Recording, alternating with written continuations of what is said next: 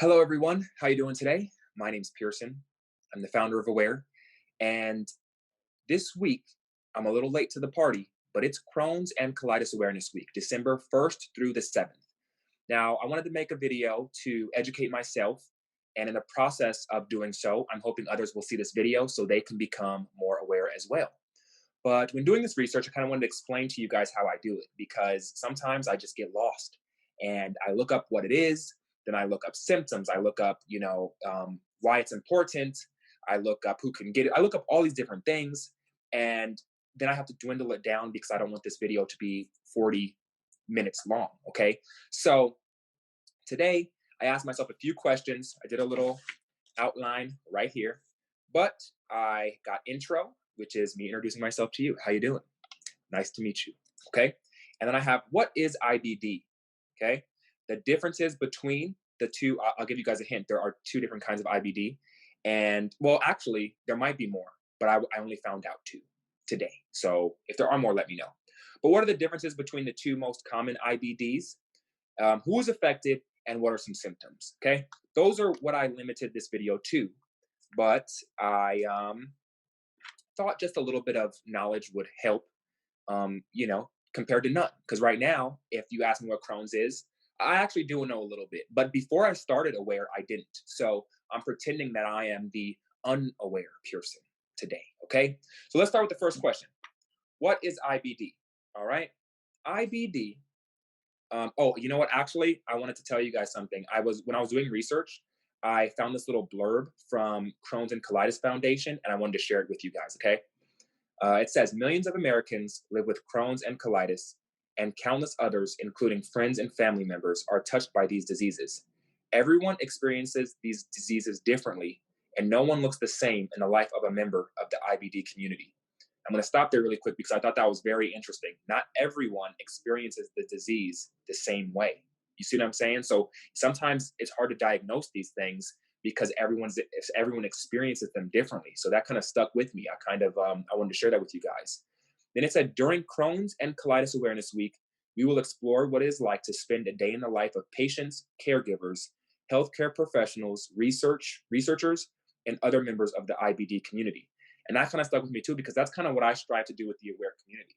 I like to share stories so we can see what it's like to be um, in the life of people who are affected by different causes, right? So I thought that was kind of cool, and this is actually a charity that Aware donates to for Crohn's and colitis. So cool stuff right there, right?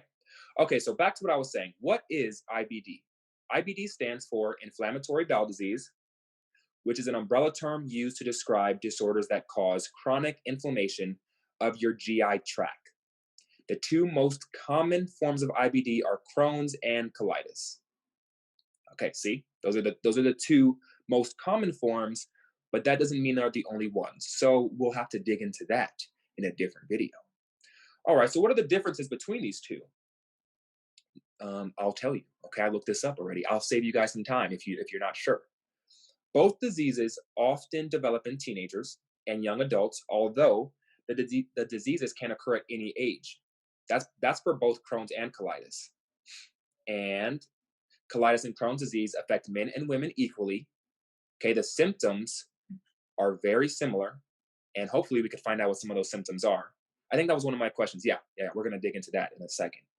And the causes of both colitis and Crohn's disease are not known, and both diseases have similar types of contributing factors, such as environmental, genetic, and inappropriate response to the body's immune system. So those are the similarities. I'm sure there's more, but this is what I got from this site.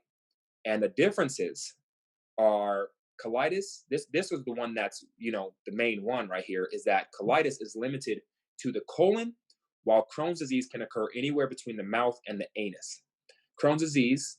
In Crohn's disease, there are healthy parts of the intestine mixed in between inflamed areas. So that's like healthy, inflamed area. They're mixed together, right? And colitis, on the other hand, is continuous inflammation of the colon. So in colitis, the colon is always flaming. Okay, I try to like say it in words that I can understand because I like sometimes these, some of the words they don't make sense into me. That's why when I say if I say inflammation of the colon compared to if I say colon is always flaming. I don't know. It just kind of helps me to memorize that, at least not maybe not memorize, but to maybe understand, right?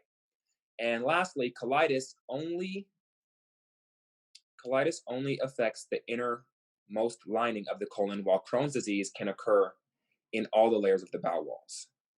Okay, so those are some similarities and some differences. Okay, I hope you guys got something from that. I'm learning a lot already. Okay, and let's see what the next thing I had is who is affected.